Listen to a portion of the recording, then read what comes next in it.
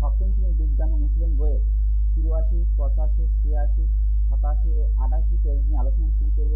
যারা চ্যানেলটি সাবস্ক্রাইব করেন চ্যানেলটি সাবস্ক্রাইব করে চ্যানেলের পাশে থাকো। তৃতীয় সেশন।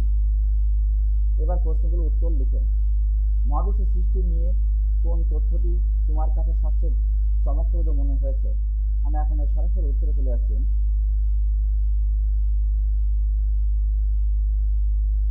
উত্তর দেখো, গ্যালাক্সির 100 বিলিয়ন নক্ষত্রের মধ্যে এক পাশে পড়ে থাকা একটি খুবই সাদামাটা নক্ষত্র হলো সূর্য। সূর্য যে একটি সাদামাটা নক্ষত্র, সেটা আমার কাছে সবচেয়ে চমকপ্রদ মনে হয়েছে।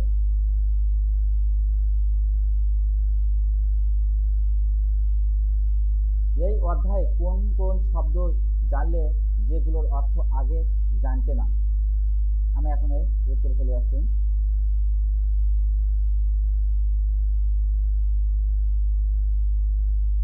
নতুন শব্দ দেখো, নক্ষত্র, 2 Galaxy, 3 black hole, 4 big bang, 5 আলোকবর্ষ, 6 টেলিস্কোপ।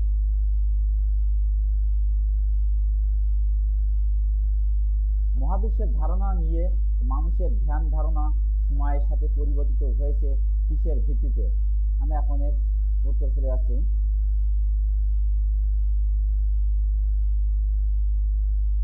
মহাবিশ্ব নিয়ে প্রাচীনকালে মানুষের ধ্যান ধারণা তেমন ছিল না। তারা মনে করতেন শুধু পৃথিবী সমস্ত মহাবিশ্ব। তারা আরও মনে করত পৃথিবী সমতল এবং আকাশ পৃথিবীকে বাটির ন্যায় ঘিরে রেখেছে। চাঁদ, সূর্য, বিভিন্ন নক্ষত্র আকাশে অবস্থান করে নড়াচড়া করে। কিন্তু ধীরে ধীরে বিজ্ঞানের অগ্রগতির ভিত্তিতে মহাবিশ্বের ধারণা সম্পর্কিত মানুষের ধ্যান ধারণার পরিবর্তন ঘটে। বিজ্ঞানীরা ধারণা করেন যে পৃথিবী সমতল নয়, গোলাকার এবং সূর্যকে কেন্দ্র করে পৃথিবী ও অন্যান্য গ্রহ সূর্যের চারদিকে ঘুরছে। আশা করি তোমরা প্রশ্নের উত্তরটি বুঝতে পেরেছ।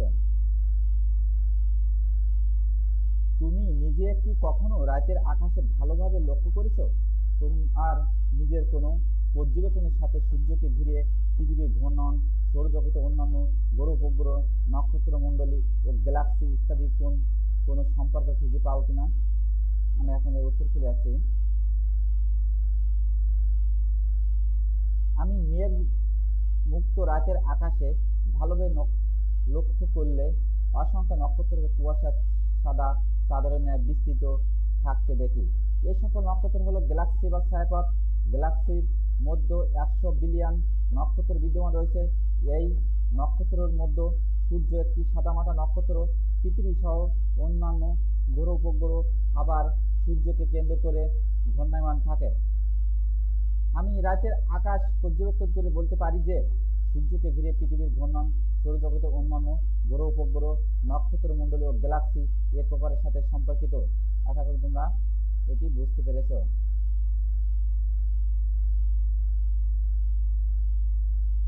তোমরা এটা পড়লে বুঝতে পারবে। সবার দেখো পরের প্রশ্ন, গল্পটার প্রেক্ষাপট এবং মূল বিষয়বস্তু কি? আমি একটা উত্তর চলে আসছে। প্রাচীনকালে মানুষ তার চারপাশের পরিবেশকে মহাবিশ্ব হিসেবে বিবেচনা করত। ধীরে ধীরে তাদের ধারণা পরিবর্তন ঘটতে থাকে। তারা ধারণা করত পৃথিবীকে কেন্দ্র করে সূর্য, চন্দ্র, গ্রহ, নক্ষত্র ঘুরতে থাকে। বিজ্ঞানের অগ্রগতির সাথে সাথে এই ধারণা পরিবর্তিত হয়। সূর্যকে কেন্দ্র করে পৃথিবী, নক্ষত্র, অন্যান্য গ্রহ উপগ্রহ ঘূর্ণায়মান। পরবর্তীতে বিজ্ঞানের আরও অগ্রগতির ফলে জানা যায় যে সূর্য অতি সাধারণ একটি নক্ষত্র। মহাবিশ্বে সূর্যের ন্যায় আরও অসংখ্য নক্ষত্র বিদ্যমান রয়েছে। অসংখ্য নক্ষত্র মহাকাশ বলের প্রভাবে একসাথে আটকে থাকে, তাকে গ্যালাক্সি বা ছায়াপথ বলে। মহাবিশ্বের যে অংশটুকু দৃশ্যমান, সেই অংশ প্রায় 1 ট্রিলিয়ন গ্যালাক্সি বিদ্যমান থাকে। হাবল নামক একজন বিজ্ঞানী পর্যবেক্ষণ করেন একসময় গ্যালাক্সি একই স্থানে ছিল, কিন্তু সকল গ্যালাক্সি পরস্পরের কাছ থেকে দূরে সরে যায়। বিভিন্ন বিজ্ঞানী হাবলের মতামত পর্যবেক্ষণ করে সিদ্ধান্তে আসেন যে মহাবিশ্বে একটি প্রসারণ যে সৃষ্টি হয়েছে প্রায় 13.8 বিলিয়ন বছর পূর্বে। এর প্রসারণ ছিল মহাবিশ্ব সৃষ্টিকে বিগ ব্যাং বলা হয়। অর্থাৎ বিগ ব্যাং এর মাধ্যমে মহাবিশ্বের সৃষ্টি হয়েছে। আশা করি তোমরা প্রশ্নের উত্তরটি জানতে পেরেছ। কল্পবিজ্ঞানের এই গল্পে কি কি বৈজ্ঞানিক জ্ঞান ব্যবহৃত হয়েছে অথবা কোন কোন বৈজ্ঞানিক তথ্য প্রসঙ্গে এসেছে? আমি এখন এই সরাসরি উত্তরে চলে আসছি। কল্পবিজ্ঞানে এই গল্পে কি কি বৈজ্ঞানিক জ্ঞান ব্যবহৃত হয়েছে অথবা কোন কোন বৈজ্ঞানিক তথ্যের প্রসঙ্গে এসেছে?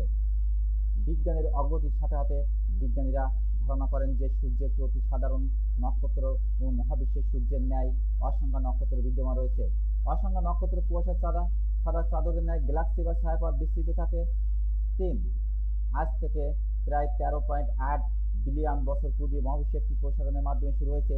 এই প্রসারণটি বিগ ব্যাং নামে পরিচিত। বিগ ব্যাং এর মাধ্যমে মহাবিশ্বের সৃষ্টি হয়েছে।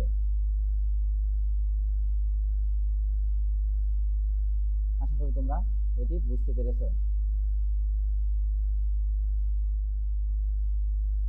এই গল্পে বৈজ্ঞানিক কোন তথ্য ভুল ভাবে উপস্থাপন করা হয়েছে বলে তোমার মনে হয়েছে, হলে সেটা কি এবং কেন তোমার এমনটা মনে হলো? আমি এখন এই সরাসরি উত্তরে চলে আসছি।